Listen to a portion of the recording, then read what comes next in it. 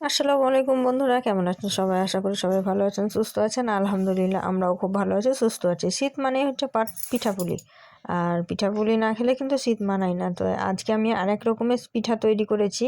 এই পিঠাটার নাম হচ্ছে ডাল পিঠা। ডালের পিঠা পুর ভরে এই পিঠাটা তৈরি করা হয়।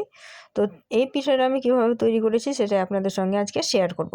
তো এই পিঠাটা তৈরি করার জন্য প্রথমে আমি এখানে ছোলার ডালকে সিদ্ধ করে নিয়েছি। শুধু এটা সিম্পলভাবে শুধুমাত্র সিদ্ধ করে নিয়েছি প্রেসার কুকারে, ঝরঝরে করে সিদ্ধ করে নিয়েছি। আর এখন আমি একটা কড়াই নিয়ে নিয়েছি। কড়াইয়ে দিয়ে দিলাম সরষের তেল।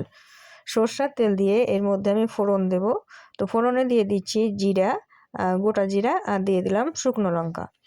শুকনো লঙ্কা জিরা দেওয়ার পরে আমি এর মধ্যে এখন দিয়ে দিব আদা রসুনের একটু পেস্ট।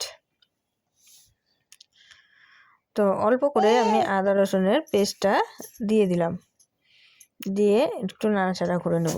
আর যেহেতু আমি এটা আঙিনায় একটা চুলো বানিয়ে তৈরি করছিলাম, তো তার জন্য মানে ক্যামেরাটা একটু উঁচু নিচু হচ্ছিল, ওটা কিছু মনে করবেন না। তারপরে আমি ভালোভাবে নাড়াচাড়া করে ভেজে নিলাম মশলাটাকে। ভেজে নিয়ে আমি এখন লঙ্কা গুঁড়ো দিয়ে দিলাম জিরা ধনিয়া পাউডার, আর দিয়ে দিলাম হলুদ গুঁড়ো দিয়ে ভালোভাবে আবার মশলাটাকে কষিয়ে নিচ্ছি। ভালোভাবে কষানো হয়ে গেছে, আর এখন আমি ডালটা দিয়ে দিলাম। ডালটা দিয়ে নাড়াচাড়া করে নিচ্ছি। ভালোভাবে ডালটা দিয়ে একদম নাড়াচাড়া করে মিক্সড করে নিতে হবে। এই তো ডালটা দিয়ে আমি ভালোভাবে একদম মিক্সড করে নিলাম। এখন আমি এর মধ্যে অ্যাড করব লবণ। লবণটা পরিমাণ মতো বুঝে দিতে হবে। আমি আমাদের পরিমাণ মতো আমি দিয়ে দিয়েছিলাম। তারপরে আবারও নাড়াচাড়া করে এটা ঝরঝরা করে বানিয়ে নিতে হবে। ডালটা যত ভালোভাবে বানাবেন ডাল পিঠাটা খেতে ততটাই মজা লাগবে। তো ডালটা আমার তৈরি হয়ে গেল, দেখতেই পাচ্ছেন একদম সুন্দর হয়েছে, কত সুন্দর একটা কালার এসেছে, আর একদম ঝরঝরা হয়ে গেছে। তো এখন আমি এই ডালটাকে নামিয়ে একটা থালার মধ্যে ঠান্ডা করতে দেব। ঠান্ডা না হলে কিন্তু ডাল পিঠা তৈরি করা যাবে না।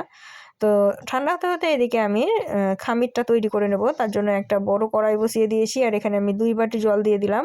এই 2 বাটি জলে কিন্তু আমি 1.5 বাটি পরিমাণে আটা দিব। তো আটাটা একসঙ্গে দিব না। তো প্রথমে আমি লবণ দিয়ে দিলাম, দিয়ে জলটাকে ভালোভাবে ফুটিয়ে নিলাম। তারপরে এখন আমি একটা খুন্তির সাহায্যে নেড়ে নেড়ে মিক্সড করে নেব। আটাটাকে অল্প করে দেব আর মিক্সড করব। তো দেখতেই পাচ্ছেন এখানে 1.5 বাটি আটা আমি দিয়ে দিয়েছি। দিয়ে ভালোভাবে সঙ্গে সঙ্গে নাড়াচাড়া করে নিতে হবে, না হলে কিন্তু গোটা গোটা হয়ে যাবে। তো এটাকে নামিয়ে ঠান্ডা করে সঙ্গে সঙ্গে আমি উষ্ণ গরম থাকা অবস্থাতেই সেনে নিয়েছিলাম। একদম ভালোভাবে মথে নিয়ে একদম নরম একটা ডো তৈরি করে নিয়েছি। তারপরে ওই ডো থেকে একটা লিচি কেটে নিয়েছি, কেটে নিয়ে হাত দিয়ে এভাবে আমি গোল গোল করে ঘুরিয়ে একটা বাটি তৈরি করে নিয়েছি। এগুলো কিন্তু দেখেই বুঝে নিতে হবে যে কিভাবে করছি। তো এই লিচি থেকে আমি একটা বাটি তৈরি করব। তো ডাল পিঠাটা তৈরি করা সব থেকে বেশি সোজা। এরকম একটা বাটির মতো তৈরি করে নিলাম। তারপরে এর মধ্যে এখন আমি ডালের পুর ভরে দেব। তো ডালের পুরটা অল্প করে ভরতে হবে, না হলে কিন্তু ফেটে বেরিয়ে যাবে। তার জন্য আমি অল্প করে ডালের পুরটা ভরে দিলাম। তারপরে আমি মুখটাকে এভাবে বন্ধ করে দেব। তো এইভাবে একে একে সবগুলো কিন্তু আগে তৈরি করে নেব, তারপরেই কিন্তু সেঁকে নেব। তো অনেকেই কিন্তু ভাবেও তৈরি করে, কিন্তু আমাদেরকে ভালো লাগে না। আমরা সেঁকে তৈরি করি, না হলে আবার তেলে ভেজে নিই। তেলে ভাজাটাও খুব টেস্টি হয়, আর সেঁকাটাও খুব টেস্টি হয়। তো এই তো আমি একসঙ্গে দুটো বানিয়ে নিয়েছি, দিয়ে সাইডে রেখে নিলাম। আর এটা আমার মা তৈরি করছিল, তো মা একইভাবে তৈরি করে নিল দেখুন। তো দুজনাই একসঙ্গে অনেকগুলো তৈরি করে নিয়েছি। তো এখন সেঁকে নেওয়ার পালা, তার জন্য একটা তাওয়া বসিয়ে দিয়েছি। আর এই তাওয়াতে করে সেঁকা খুব বেশি ভালো হয়, তার জন্য কিন্তু তাওয়াতে করে সেঁকে নেব। তো সবগুলো মানে অনেকগুলো একসঙ্গে দিয়ে দিয়েছি। আর এখন এক পিঠ সেঁকা হয়ে গেলে আর এক পিঠ উল্টিয়ে পাল্টিয়ে ভালোভাবে সেঁকে নেব। তো দেখতেই পাচ্ছেন আমি উল্টিয়ে দিচ্ছি। তো ভালোভাবে তাওয়াটাকে আগে গরম করে নিতে হবে, তারপরেই কিন্তু দিতে হবে। তো দেখতেই পাচ্ছেন আমি এক পিঠ আমার সেঁকা হয়ে গেছে, আর এক পিঠ আমি উল্টিয়ে দিচ্ছি।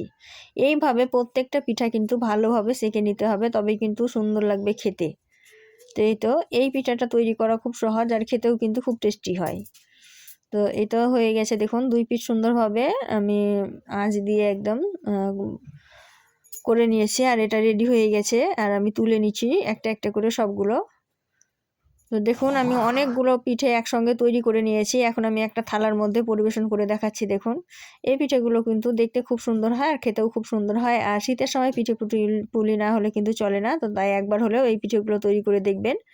তো আজকে আমার ডাল পিঠে রেসিপি কাকে ভালো লাগলো কমেন্টে জানাবেন। আর আমার এই ধরনের ভিডিওগুলো দেখার জন্য আমাকে একটু উৎসাহিত করবেন। লাইক, কমেন্ট, শেয়ার করে দেবেন ভিডিওটা। আর কেমন হয়েছে কমেন্টে জানাতে ভুলবেন না। তো যেহেতু আমার এক হাতে ক্যামেরা ছিল তাই ভেঙে দেখাতে পারিনি। তাই আমি একটা ডাল পিঠা নিয়ে মুখে কামড় দিয়ে তারপরে আমি দেখিয়ে দিলাম আপনাদেরকে যে কতটা পুর ভরা, কতটা সুন্দর হয়েছে দেখুন। তো আজকের ভিডিওটা আর বেশি বড় করব না। এতক্ষণ পর্যন্ত ভিডিওটা দেখার জন্য সবাইকে অসংখ্য ধন্যবাদ। সবাই ভালো থাকবেন, সুস্থ থাকবেন, আমার জন্য দোয়া করবেন। খোদা হাফেজ।